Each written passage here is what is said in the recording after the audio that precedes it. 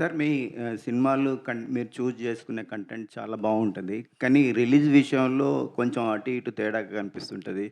Jam jam pack కాంపిటీషన్‌లో మీ సినిమాలు release అయ్యి రీచ్ ఎక్కువ కాకపోతున్నాయి అనేది ఫీలింగ్.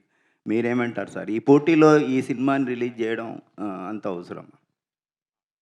ఒక్కొక్కసారి ఒక్కొక్కళ్ళు కుదురుతుందండి. దానిదేముంది.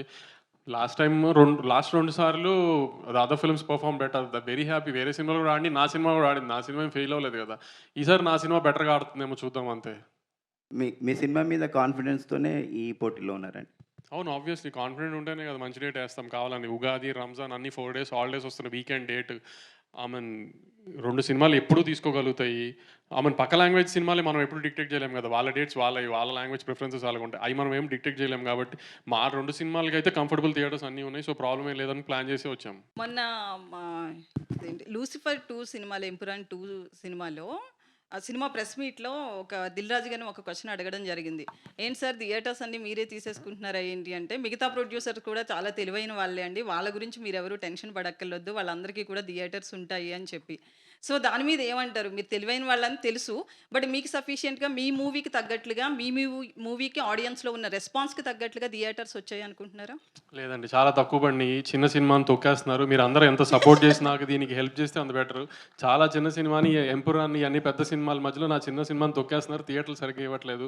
మీరందరూ కొంచెం యాజిటేషన్ లాగా ఏదైనా చేసి పోరాడి నాకు థియేటర్లు ఇప్పించాలని కోరుకుంటున్నాను. వంశీ గారు ఇక్కడ వంశీ యాక్చువల్లీ మీరు డేట్ 29th అనౌన్స్ చేశారు. 28కి వచ్చారు.